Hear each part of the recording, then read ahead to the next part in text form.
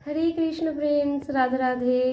আগামীকাল 27 জুন শনিবার পানিহাটি চিরাদধি দণ্ড মহোৎসব।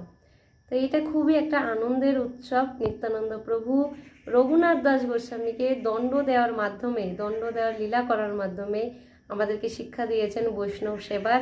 আরেকটা শিক্ষা হচ্ছে যে আমরা চৈতন্য মহাপ্রভুকে ডাইরেক্ট পেতে পারি না বা তার কৃপা লাভ করতে পারি না নিত্যানন্দ প্রভু যদি কৃপা না হয়।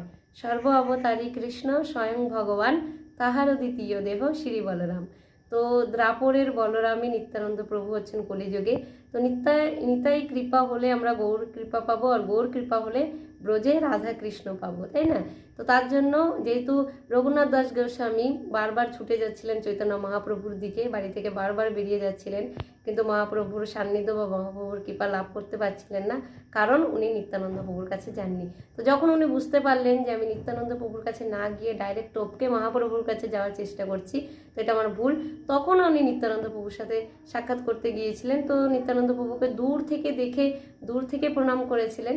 তো নিত্যানন্দ প্রভুর পার্ষদরা যখন বললেন যে ওই যে রঘুনাথ দাস গোস্বামী এসছে, তো তখন নিত্যানন্দ প্রভু বুঝতে পারলেন যে উনি কাছে আসতে সংকোচ বোধ করছে, একটু ভয় ভয়ও পাচ্ছে হয়তো। তখন নিত্যানন্দ প্রভু বললেন, চূড়া আজ দিলি দর্শন, আয় আয় চূড়া তোরে করি মুদণ্ডন, নিকটে না এসো চূড়া, ভাগো দূরে দূরে, পাইয়াছি লাগাজ দণ্ডিমু তুমহারে। তো তোমাকে আজকে দণ্ড দেব। তোমার দণ্ড হচ্ছে যে তুমি সমস্ত গ্রামবাসীকে চিরাদধি ভোজন করাবে। তো রঘুনাথ দাস গোস্বামীর বাড়িতে ঐশ্বর্যের কোনো অভাব ছিল না, ইন্দ্রের মতো ঐশ্বর্য ছিল। তো উনি খুব খুশি হয়েছেন এই দণ্ডটা দেওয়াতে। তো এটা দণ্ড না, এটা ভগবানের কৃপা। নিত্যানন্দ প্রভু আমাদেরকেও শিক্ষা দিয়েছিলেন যে আমাদের বৈষ্ণব সেবার আয়োজন করা উচিত। তো এই দিন তারপর রঘুনাথ দাস গোস্বামী সমস্ত গ্রামবাসীকে চিরাদধি প্রসাদ পাইয়েছিলেন। তো আমরাও এই দিন ভগবানের সেবার জন্য এটুকু করতে পারি, নিজেদের বাড়িতেও পালন করতে পারি। ভগবানকে গরম দুধের সঙ্গে চিরা, দধি, চিনি, তারপর চাপা কলা, এটা দিয়ে ভগবানকে ভোগ নিবেদন করে তারপরে নিজেও প্রসাদ পেতে পারি, নিজের আশেপাশে যারা ভক্তরা রয়েছে তাদেরকে প্রসাদ পাওয়াতে পারি। তার মাধ্যমে কি বৈষ্ণব সেবা হয়ে যাবে, তাই না?